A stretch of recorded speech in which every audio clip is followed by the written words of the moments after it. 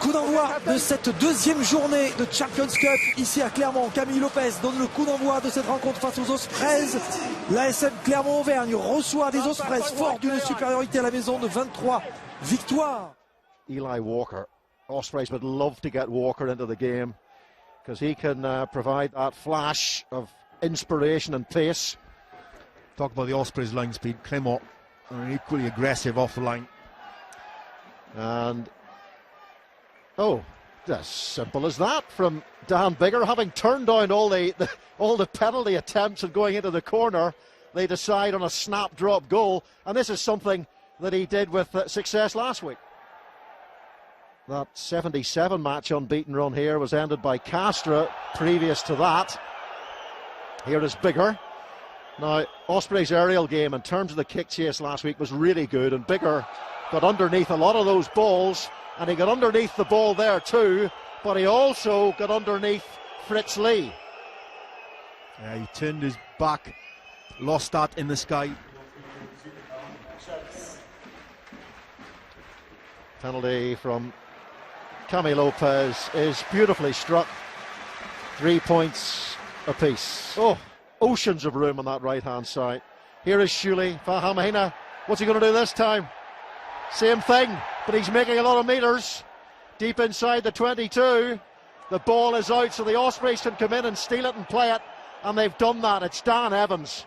What a sensational player Evans has been the last couple of seasons for the Ospreys. Not just with his meters carried, but in situations like that too. Here is Matavesi. Now Tom Grabham, who gets absolutely thumped by Fritz Lee and does well to recover. Well, Matavesi's calling him in the scissors, but Fritz Lee also understood there was a scissors coming and read it all the way. Put a big hit on Grabham. I think that's called being scissored.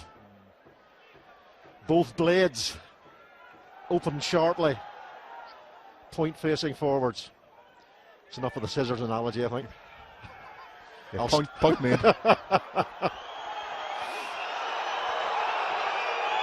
Leonard outside the 22, so puts the only kick in he could have done really. Here's a bending in. Now Strettle, space. Strettle at pace, trying to cut and carve, and Strettle with all the pace for the line scores a glitter ball of a try that simply sparkled. Bending understood, one pass away, moved it away, footwork beats Dan Evans, and nothing Brendan Leonard can do to prevent the try being scored. Blistering counter-attack, don't want the ball bouncing around on the halfway line to allow a Bending and Strettle an opportunity to do that. What a step from Strettle. Well, he scored 49 tries in his spell at the Saracens, and that's already his 5th try in a Clermont shirt. Here is Lopez. Successful again, and well, the Ospreys had started so well, very, very physical, very, very competitive. But, you know, any sort of space at all afforded to this Clermont time, and they'll simply carve you open. Much more difficult conditions, though, to be fair, down in Swansea than it is here. It's pretty nigh on perfect. Strettle scored the only try in this first half, and off he goes again. You can see that confidence in his game. That is brilliant rugby again by Strettle. Gosh, they love their Englishmen in this part of the world right now. Here is Parra. Lopez abandoned him. Many times as he touched the ball in this first half. Very frequently. Lopez for Rougerie, and Jonathan Spratt tackles him, and he gets the offload away to his old mate Fofana. And here comes Fritz Lee, and that's a superb offload to Lapondre. Kaiser. Oh, there's a hole there on an Ospreys defence. It's quickly filled, but they've sucked players in here. Have Clermont, and now it's Shuley.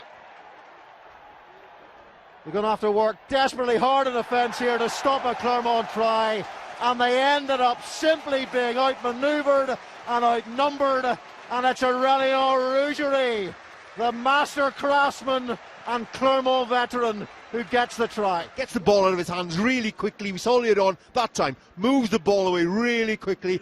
Defences have no time to reset properly. They can't reload quick enough. Which then means you can pick your angles. This is a lovely angle from Rougerie. Held his depth, put the call in. But the quickness, of the ball through Camille Lopez's hands. They've got to attack with one fewer. But they are inside the 22 again, where they spent a fair amount of the first half. And there's an offside against Clermont here, and the Ospreys get a penalty from it. Well, that period of attacking play was triggered. Well, they've gone quickly. Here's Jonathan Spratt. So Clermont having to do a bit of defending. Start of the second half. Here is Arhip, denied a penalty try in the first half.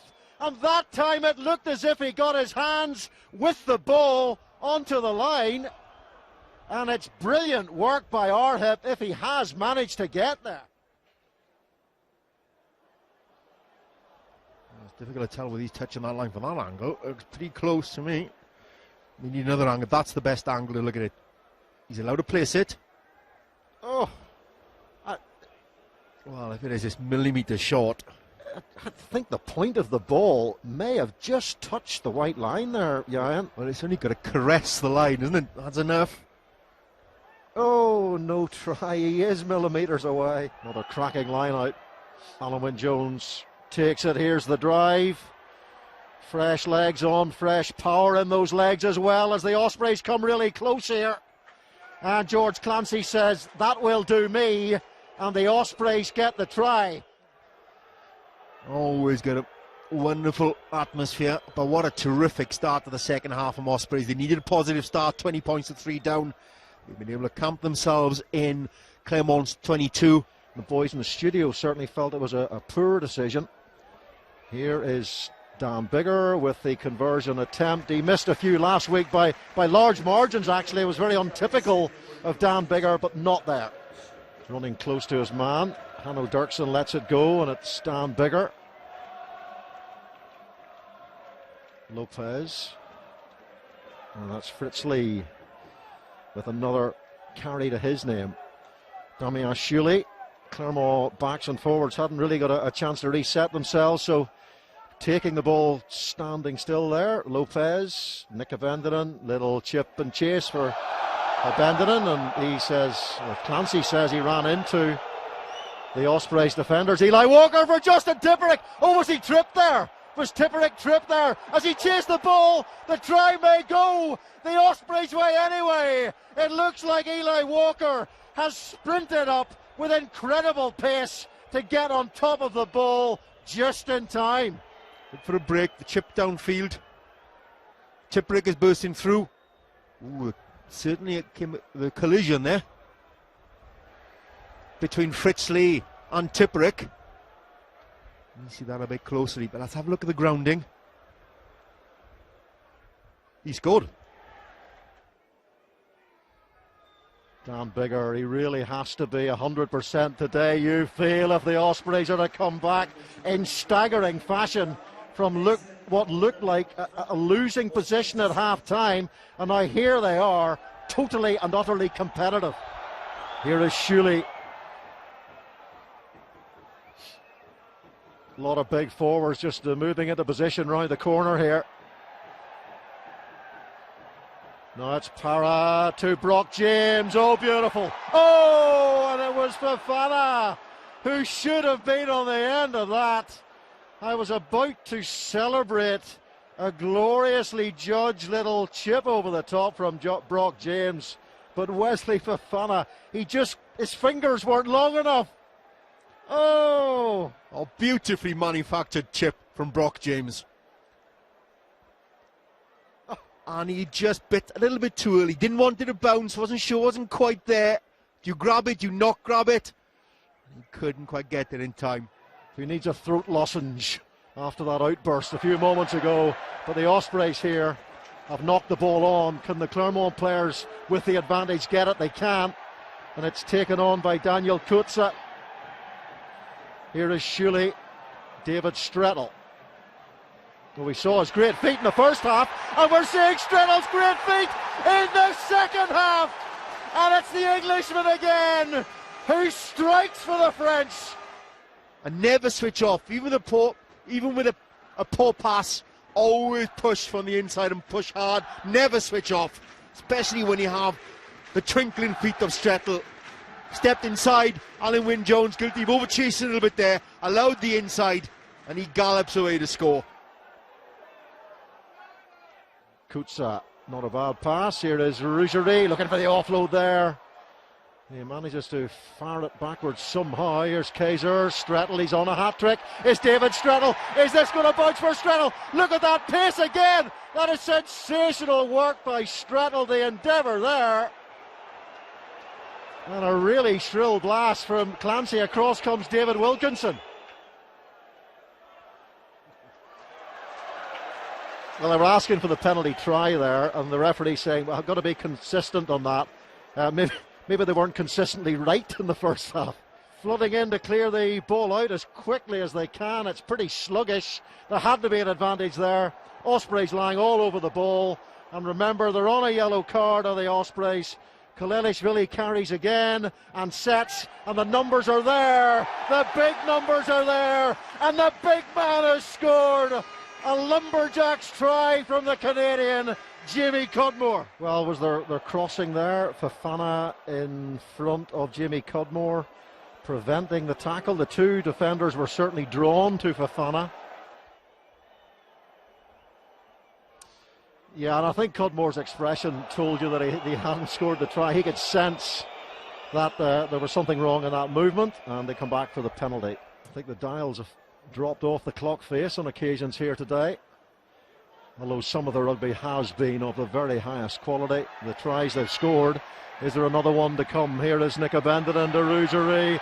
Vili on the outside. The Fijians scintillating, searing pace, trying to get that into their game, Clermont. Here's Brock James. He's usually superb at this, and this time Fofana gathers, and Clermont score. And there it is, the 5-pointer for Clermont. Lifted his head up, identified where the space was. And then Fofana, that time, didn't panic. He bided his time, didn't dive in too early to game it, and then scored. Nothing Elo Walker could do about it. Allowed to compete for it. Jamie Cudmore goes in as scrum half to Brock James. Here's Vili. Inside ball, Abendon, well read by the Ospreys defence, to be fair to them. A lovely pull-back pass initially. But the Ospreys didn't bite, they held the defensive nerve. Here's Tipperick. Can the Ospreys finish with a third try in this game? With 14 men on the park, Sam Davis is in the bin. Aaron Jarvis.